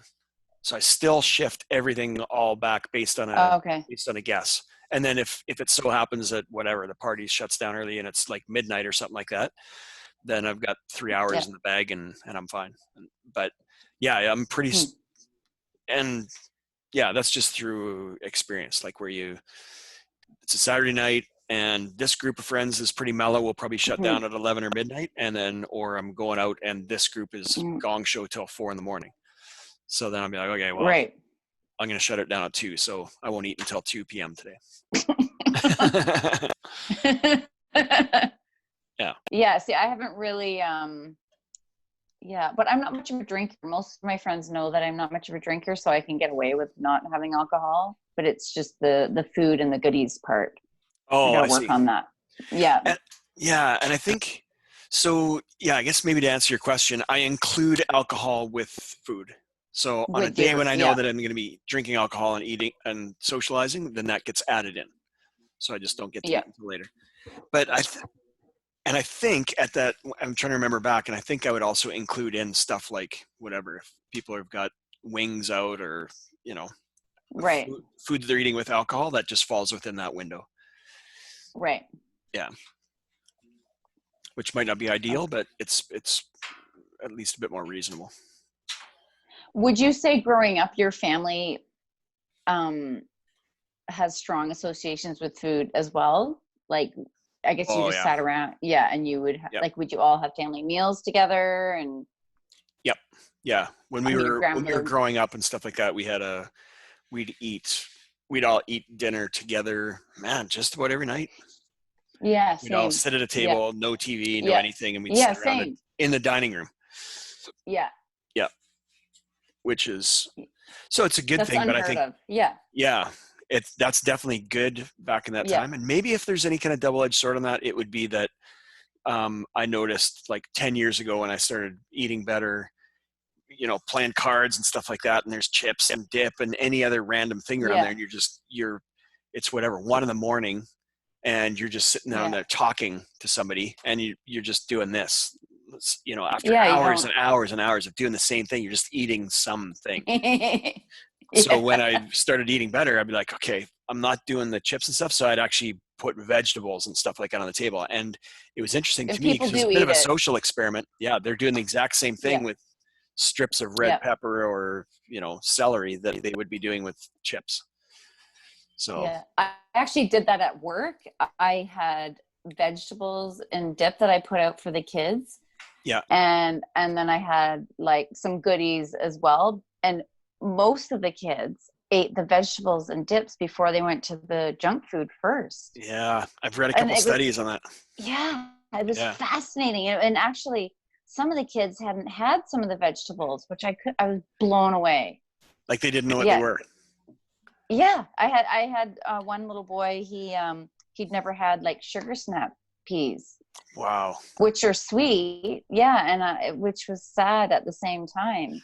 Yeah. And yeah, weird. But yeah, it's interesting if you put that stuff out and it's all cut nicely and it's presented in a, sort of pleasing way, people seem to gravitate towards it. Yeah. Oh, yeah. Yeah. Yeah. That would be a good example of, I guess, when you're sort of meeting around food, and that's Yeah. what they talk about the Mediterranean diet, that it's, you know, it's such a strong cultural Yes. connection where you all eat together and you're socializing and Yeah. stuff like that. But the difference would be that you're, you know, if you've been to Europe, it's, you don't have lunch until 2 and you don't have dinner Yeah. until 8 or 9 or 10 at night and stuff like that. So Yeah. they're quite shifted to the PM as well. But Yeah. you eat, and then when you're done eating, then you're drinking wine or whatever. Yeah. Yeah. Yeah. All right. Time check. Time check. 10:44. Yep. Let's shut her down. So are you going to Yeah. edit this one? Well, we didn't yak as much as at the beginning before I pressed record. True. So hopefully just this, I don't think I will, because it just takes so much. Oh my God. It's so time. long though. I'm sorry to anyone who watches the whole thing. The podcasts that I listen to I regularly listen to podcasts that are over an hour. Like, Wow, okay. I would say my average podcast is 2 to 3 hours. Seriously, I've never invested that much time in a podcast. Yeah. That's intense. I shouldn't say average, but geez, Yeah. it's no stranger to me. I'm just looking up my. Okay, if Average Joe week. Rogan interviews Dr. Fung, I will listen to it, even if it was 3 hours. I'm trying to think of anybody else that he's interviewed that would be very similar to. Yeah. So Tim Ferriss, he's an Tim Ferriss. hour. He's 2 hours. Well, his is pretty good, but his podcasts are 2 hours, and Dr. Rhonda Patrick, hour and 14. When she interviews somebody, she's 2.5 hours on. And who is she? Dr. Rhonda? Sorry. Yeah, Dr. Rhonda Patrick. Okay. 2.5 hours interviewing a guy on supplements. He's a clinical pharmacologist. Huh. So hers where she's doing them by herself and she's just putting up information, like they can be anywhere from 15 minutes to 45 or an Mm-hmm. hour. But when Mm-hmm. she's interviewing people, it's like, yeah, I see another one It's here, a an hour. conversation. Hour and 54, hour and 22. Rogan's are usually 22 to 3 hours. Yeah. I don't listen to them all at the same time. Obviously, it's like 10 minutes to work, 10 minutes coming back, or Right. 35 minutes cleaning up around the house or whatever. But yeah. I like to do that when I'm in the kitchen. I'll put on a podcast or a YouTube. Thomas Delauer. Still watching a lot of his TDL. He has good content. He does. It's very he really specific, and it's exactly what I'm looking for. Yep, he does. I like good content. Structure of it. Yeah. Okay. And it was his video today. I watched his video, and it was about people over 40 and how you shouldn't be fasting every single day. And he had all this science behind it, and I can't remember because I'm tired. But he was saying for especially for women, there's more benefit to fasting longer and doing like every other day fast instead. Yeah. I would say that my hope is that eventually the word fasting goes away and it's supplanted with just the numbers. So right. I mean, even that's probably too basic, but even just saying, well, yeah, I do a 12-12 or a 16-8 or whatever happens, or an alternate, as opposed to saying fasting, because fasting is such a crazy, I didn't realize how you say one word and it can mean any number of different things. Yeah. Yeah. So I'm going to watch it. I'll be interested to know how he defines it. It was really good. And I would listen to it again, actually, because there was so much information. My brain was full. Yeah. I have to say I'm a Delauer convert. So thank you. You're welcome. Yeah. And then the last thing I'd say is just for timing for fasting. Like I purposely did this one. I started this one, and we talked about this on yours as well. I started it at dinner, and most people do. So that I go to dinner today. It's not too bad. And then I'm going to bed like within an hour. So my next part of my fast is the work's done for me. That's why it makes sense to do a 36, because when you get to the 24-hour, it's already dinner time. It's like, oh, you might as well just go to bed and eat in the morning. Yeah. You skip dinner and all that work at sleep. For sleep is done. Yeah. Yeah. Yeah. Yeah. Like, so tonight I stopped eating at 6 and I'm going to go to 24 hours, but I'll probably just do 36 because now it seems easy. Yeah.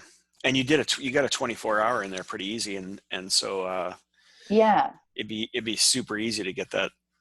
That next leg in. Yeah.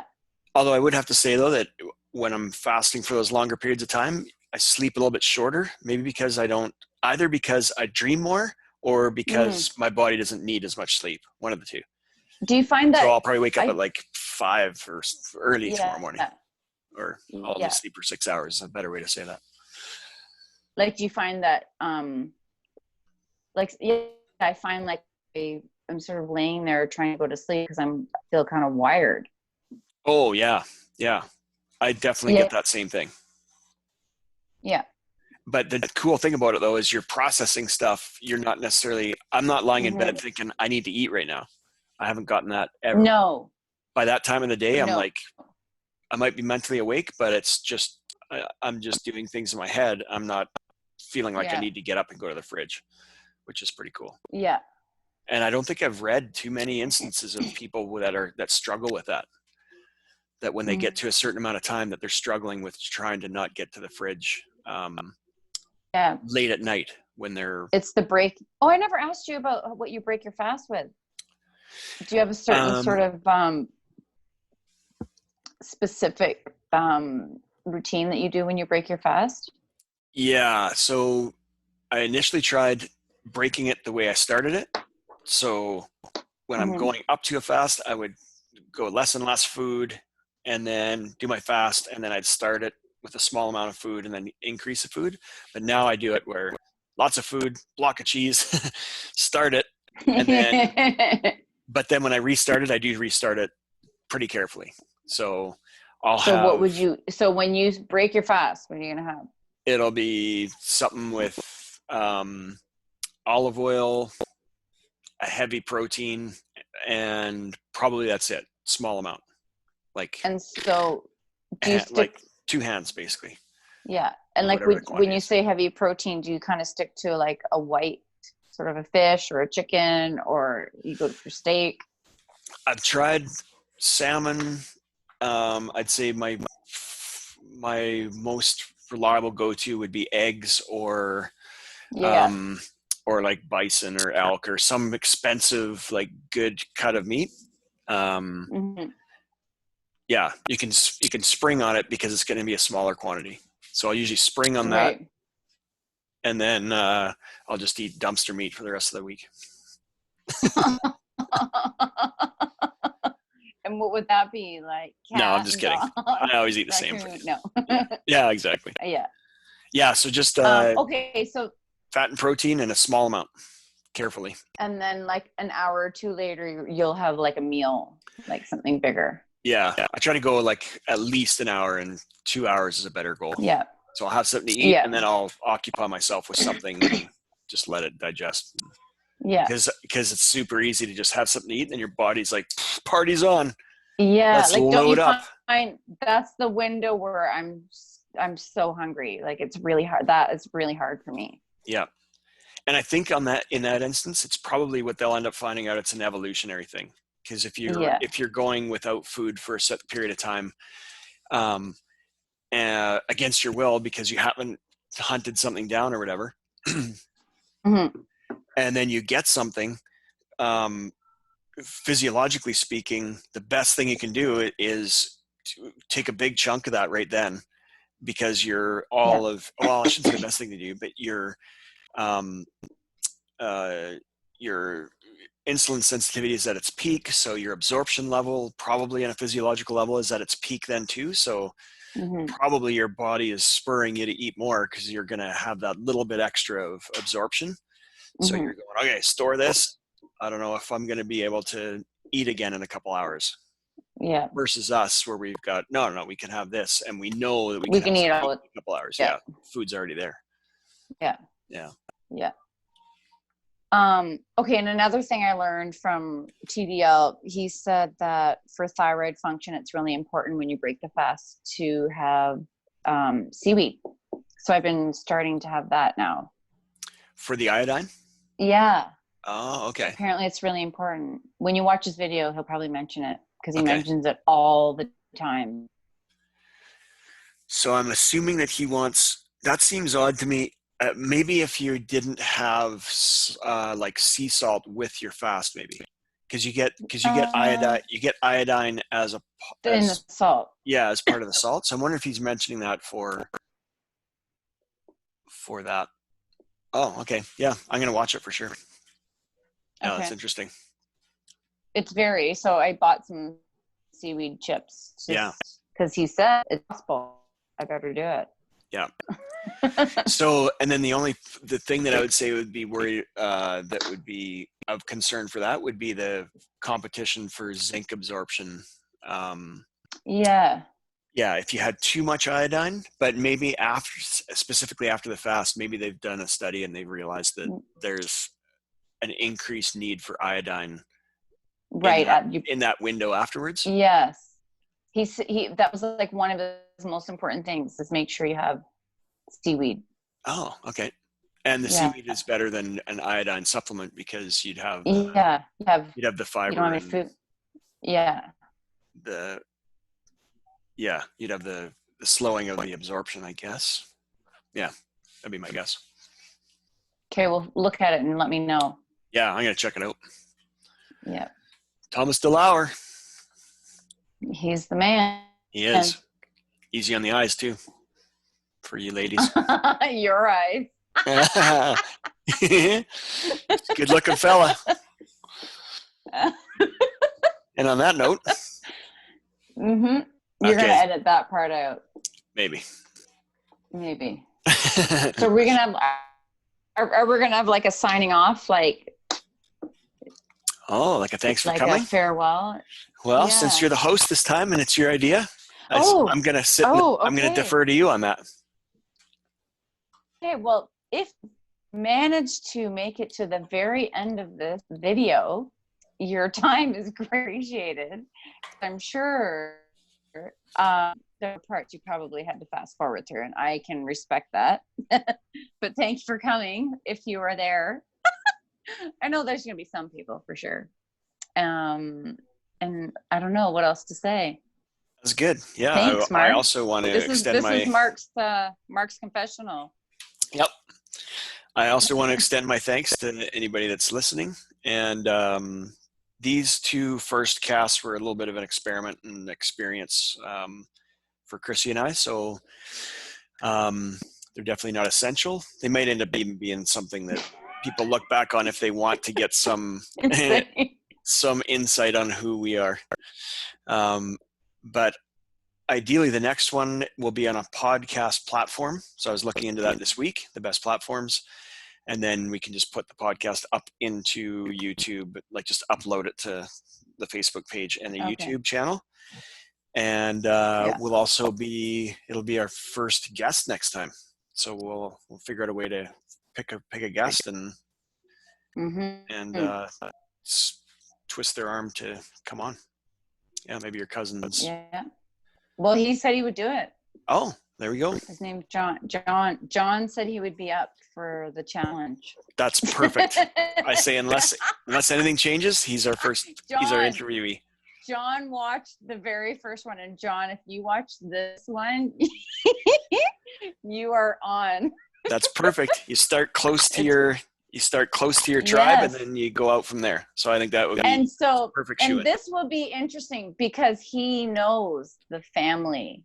He knows how our eating habits are. Yeah. So tight observations. It'll be fun to interview him. Yeah. Yes. Yeah. Yeah, because he has his own perspective. Oh, okay. Shout out to John. Yeah. Your ears are tingling probably John's right now, buddy. Yeah, okay. True story. Okay, it's time. I'm going to shut her 11 down. o'clock. Yeah, it's 11. Okay. Okay, Yeah. thanks, Chrissy. That was good. All right, thanks. Yeah, I appreciate it. We'll talk to you soon. All right, enjoy your fast. Yeah, okay. Bye-bye. All right, bye.